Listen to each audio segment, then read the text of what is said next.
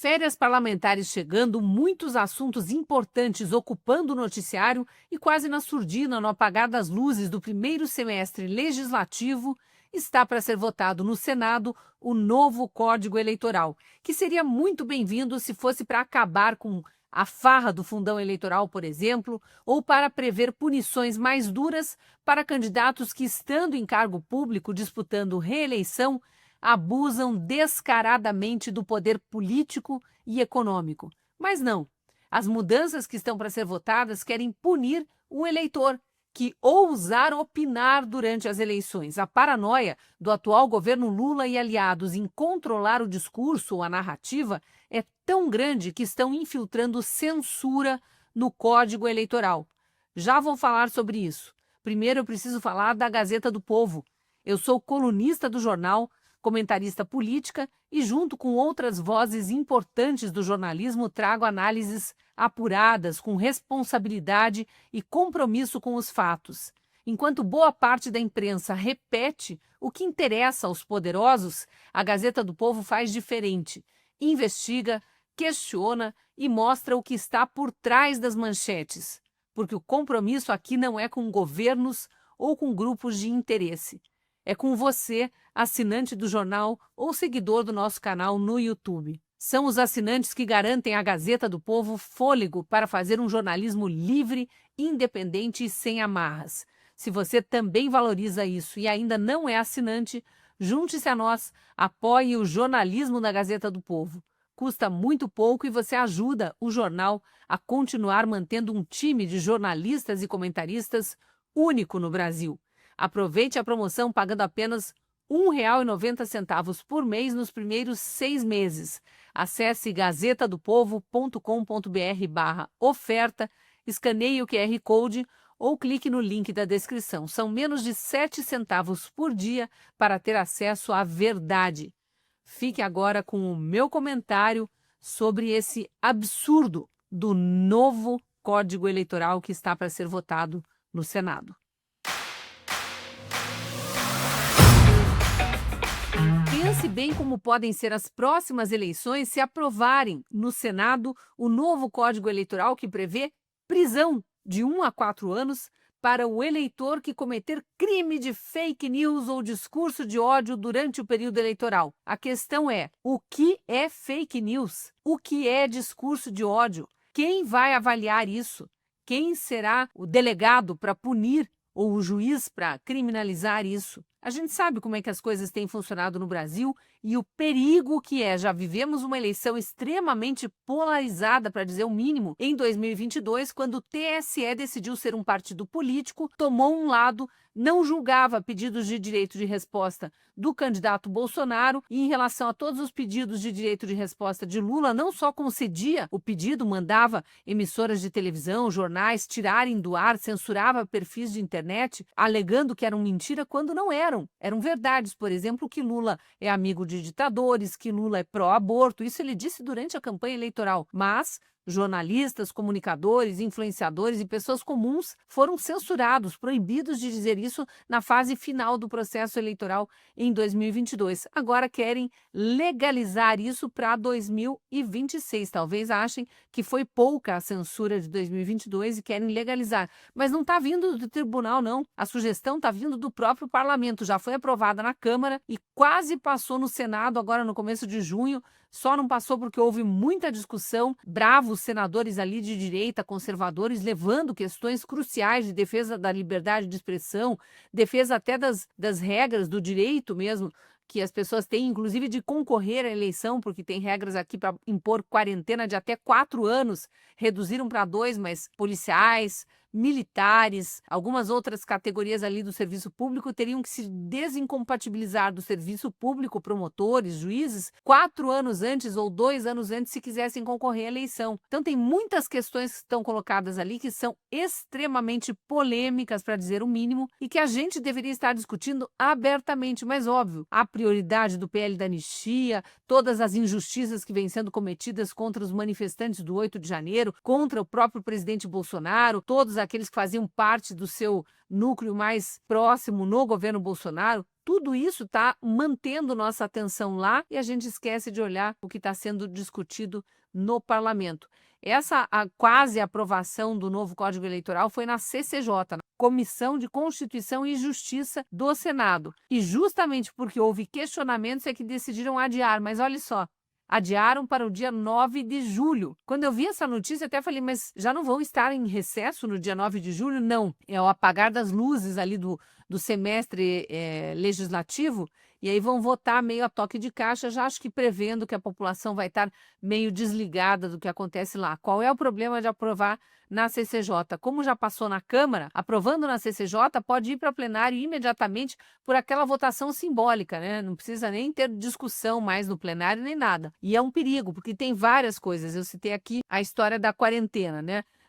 Quando foi para discutir ali na CCJ, muitos senadores questionaram a isonomia. Por que determinados funcionários públicos precisam abandonar sua profissão 4 anos antes ou 2 anos antes, quando os políticos que estão no mandato não só continuam recebendo seus salários, tendo toda a estrutura de gabinete para trabalhar para sua campanha, como concorrem. Então é injusta essa desincompatibilização, sendo que são pessoas que representam também uma parcela da sociedade. Esse assunto da quarentena foi um dos que pegaram, né, que fizeram com que o presidente da CCJ aceitasse adiar a votação. A questão crucial que gerou mais discussão, quase 3 horas de discussão, a defesa da liberdade de expressão. Querem embutir esse crime de fake news no meio do Código Eleitoral. A gente sabe por quê, porque não conseguiram passar na Câmara o PL da censura. Agora o STF acabou de legislar ali, de dar um duplo twist carpado no Congresso e declarou, depois de anos de aprovação do Marco Civil da Internet, que um artigo do Marco Civil da Internet era inconstitucional, mudou a regra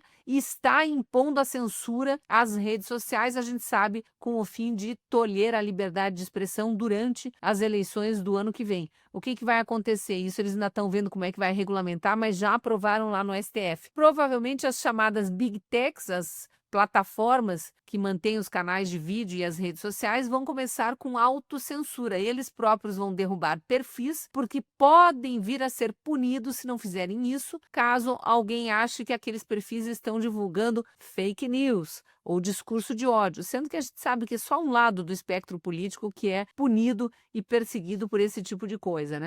Várias discussões aqui também sobre a questão do plebiscito. Eles embutiram no meio dessa discussão do novo Código Eleitoral a proibição para a realização de plebiscito. Lembra que em 2005 o Brasil foi às urnas num plebiscito para decidir se queria armamento ou desarmamento?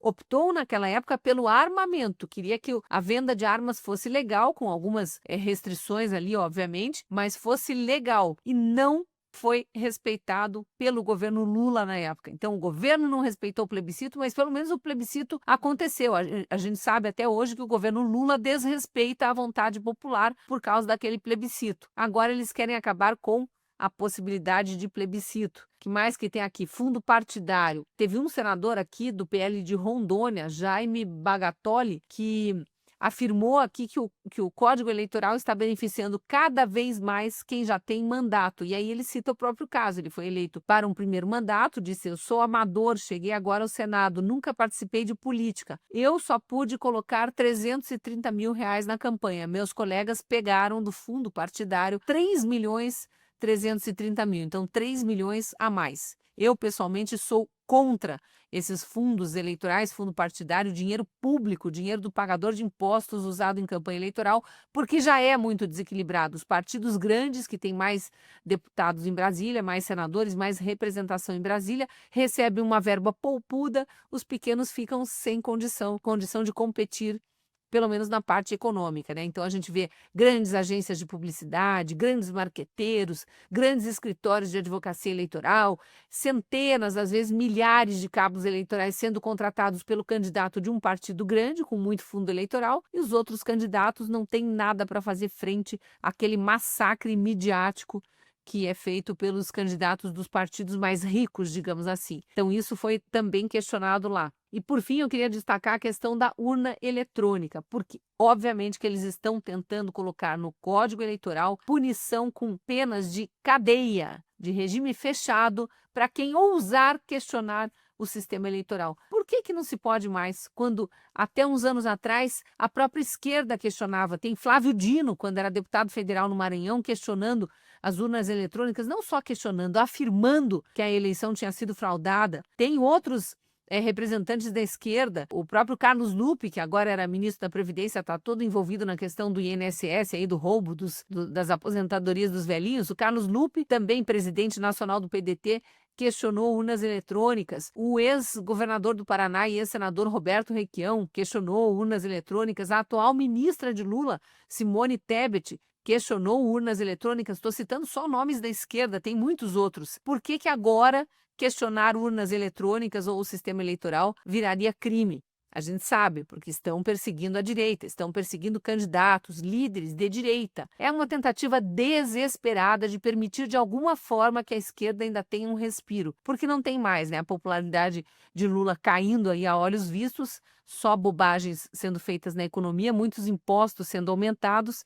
E aí como é que eles fazem para vencer eleições? Vamos combater a direita com a lei eleitoral. Precisamos ficar de olho nisso. A votação está marcada para 9 de julho na CCJ do Senado e esse é o momento de eleitores mandarem e-mail, ligarem, marcarem nas redes sociais os senadores dos seus estados para que digam não a esse texto do Código Eleitoral, pelo menos da forma como está escrito. Ou vamos ter eleições muito censuradas em 2026 e é tudo que nós não queremos. E você, o que acha dessa tentativa de mudar o Código Eleitoral, colocando um monte de assuntos infiltrados ali no meio, incluindo censura no apagar das luzes do semestre legislativo? Tem a ver com as eleições do ano que vem? Claro que tem. Se eles não aprovarem até outubro, as regras que forem aprovadas agora não valem para a eleição do ano que vem. Por isso a pressa. Fique atento. Deixe aí seu comentário, se gostou do vídeo, curta, comente, compartilhe, inscreva-se no canal da Gazeta do Povo, caso ainda não esteja inscrito, acione o sininho das notificações, é sempre importante lembrar disso, para que você receba aviso dos conteúdos publicados aqui no canal.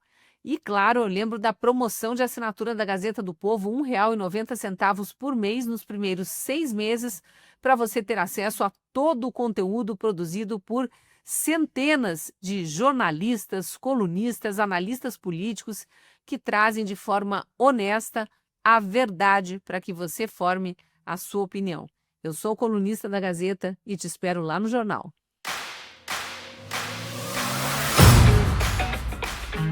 Existem 3 grupos de pessoas hoje no Brasil: as que são indiferentes e silenciam diante dos ataques contra a liberdade de expressão, as que apoiam um tipo emergente de autoritarismo e as que querem lutar por mais liberdade. A Gazeta do Povo vem alertando há meses para o risco de um apagão da liberdade de expressão no Brasil. Você pode ter certeza de que a Gazeta não vai silenciar nem apoiar qualquer ataque contra a sua liberdade de opinar e falar. Se você também não quer ficar calado nem apoiar o autoritarismo, assine agora a Gazeta do Povo. No nosso site você encontra as notícias que importam, análises embasadas em fatos e artigos de mais de 40 colunistas que também defendem a mesma causa. Assine agora e expresse sua opinião, sem medo.